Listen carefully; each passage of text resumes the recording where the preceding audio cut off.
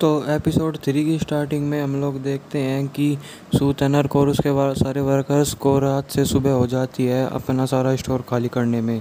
और तैनर बहुत दुखी होती है क्योंकि उनकी आज ही शॉप की ओपनिंग होने वाली थी और उनका सारा बनाया हुआ नया क्लॉथ बेकार हो जाता है। उनके पास सिर्फ 390 मीटर क्लॉथ ही बचता है। भी निंगी स्टोर के अंदर जाता है और वहाँ जाके स्टोर की छत को देखता है जो टूटी हुई थी।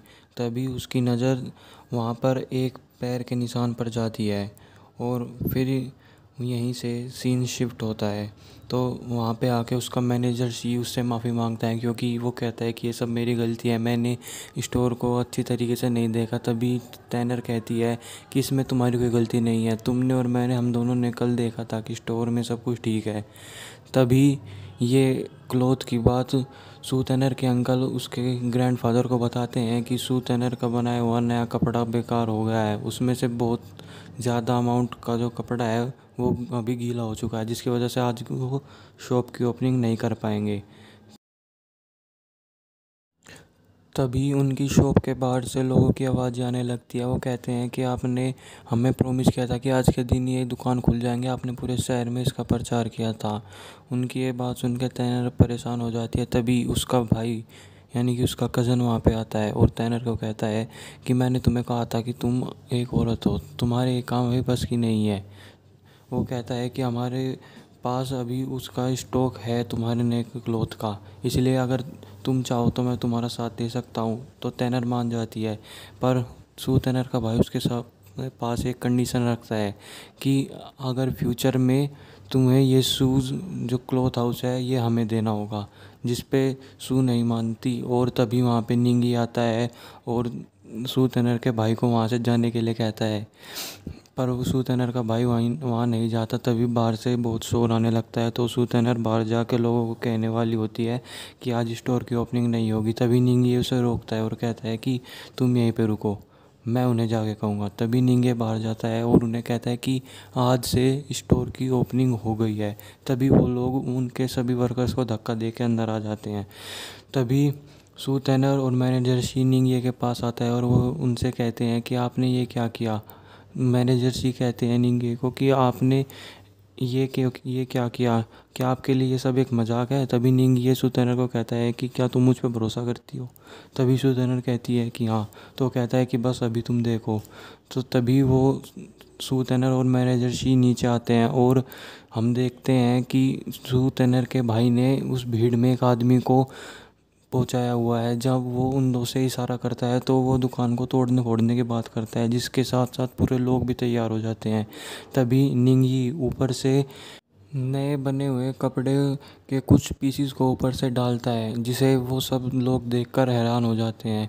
और निंगी सूथेनर को कहता है कि इस कपड़े की खासियत इन लोगों को बताओ। तो सूथेनर उन लोगों को बताती है कि ये जो नया कपड़ा है इसमें दो तरह के कलर हुए हैं, ये सूरज की रोशनी में चमकता है, इसमें दूसरे कलर की वो आती है।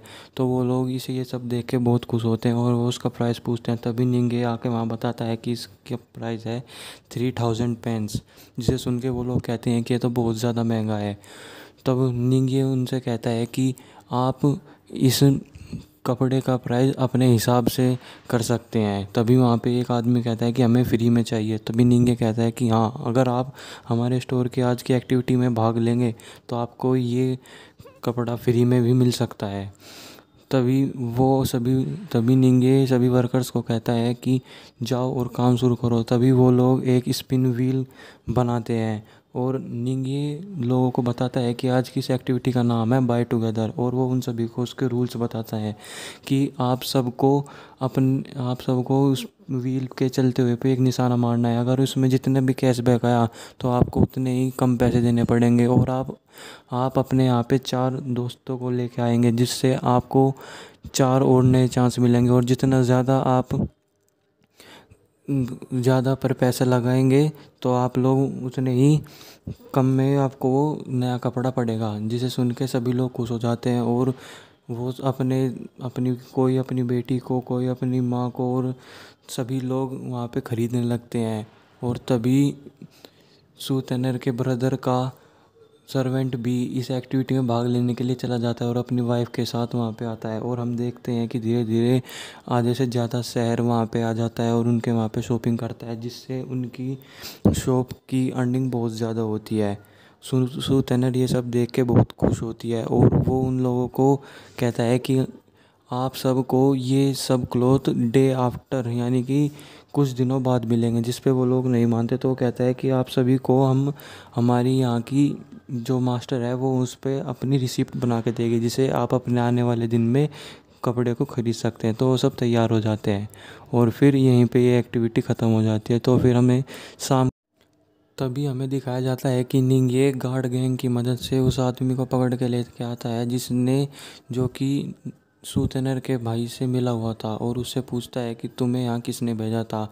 इस पे वो आदमी कहता है कि मुझे यहाँ किसी ने नहीं भेजा था, मैं यहाँ पे सिर्फ कपड़े ख़रीदने के लिए आया था। तभी निंगे उसका हाथ और मोड़ते हुए उससे पूछता है कि तुम्हें यहाँ पे किसने भेजा था। तभी उसे बहुत ज़्यादा दर्द होता है, तो वो बता देता है कि मुझे यहाँ पे सू वैंगशिन ने भेजा था, और निंगे उसका हाथ तोड़ देता है और गार्ड गैंग को कहता है इसे डॉक्टर को दिखा देना। और फिर सीन यहीं पे शिफ्ट होता है और हमें शाम का सीन दिखाया जाता है, जहाँ पर सू फैमिली के सभी सदस्य होते हैं और वो आज की न्यू शॉप की ओपनिंग की प्रॉफिट और इनकम के बारे में चेक कर रहे होते हैं। तभी सूथनर के अंकल कहते हैं कि आज की दुकान में हमें जो भी लॉस हुआ होगा उसका हम अपनी दुकान से भरपाई कर देंगे, क्योंकि सूथनर ने अभी अभी दुकान खोली थी और उसे इस चीज़ के बारे में इतना नहीं पता होगा। पर तभी जब अकाउंटेंट उस सूतेनर के ग्रैंडफादर को नेट प्रॉफिट दिखाते हैं तो वो लोग हैरान हो जाते हैं, क्योंकि उसका प्रॉफिट आज तक की सब नई दुकान को खोले हुए में सबसे ज़्यादा था। इसे देख के सूतेनर का ब्रदर और उसके अंकल दोनों ही हैरान हो जाते हैं, और फिर सूतेनर के अंकल उस पर इल्ज़ाम लगाते हैं कि तुमने पैसे कमाने के लिए हमारी फैमिली की रेपुटेशन को ख़राब कर दिया है, तुमने हमारे बनाए हुए नियम को तोड़ा है, तुमने सिर्फ प्रॉफिट कमाने के लिए इस कपड़े की इतनी ज़्यादा प्राइस की कि लोगों को वो बहुत ज़्यादा महंगा लगा और गरीब उसे ख़रीद नहीं सकते थे। तभी वहाँ पे निंग ये कहता है कि इसका इतना प्राइस करने का आइडिया मेरा था, और वो कहता है कि आज हमारी दुकान में से 1/3 जिंगन वासियों ने कपड़े ख़रीदे हैं, और अगर हम इससे एवरेज लगाए तो जो उसका प्राइस होगा वो ओरिजिनल से भी कम होगा। तभी अकाउंटेंट उसका प्राइस लगाते हैं और वो 1500 पेंस बैठता है, जिसे देख के सूतेनर के अंकल और ब्रदर दोनों ही हैरान हो जाते हैं, और सूतेनर के ग्रैंडफादर उन सूतेनर को और निंगे को दोनों को शाबाशी देते हैं, और सूतेनर के अंकल और ब्रदर को कहते हैं कि तुम्हें इन लोगों से सीखना चाहिए। तभी सीन यहीं पे कट होता है और हमें दिखाया जाता है कि सूतेनर के अंकल अपने बेटे से कहते हैं कि मुझे एक बाउल में पानी लेके आओ।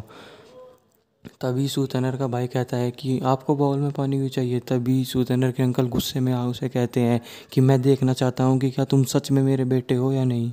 तभी सीन यहीं पे कट होता है और हमें दिखाया जाता है कि सूतेनर और निंगे आज की इस कामयाबी का जश्न मना रहे होते हैं, और तभी निंगे सूतेनर को बताता है कि तुम्हारी दुकान में जब वो बारिश हुई थी तब उसमें जो पानी आया था वो गलती से नहीं बल्कि तुम्हारे भाई ने वो किया हुआ था।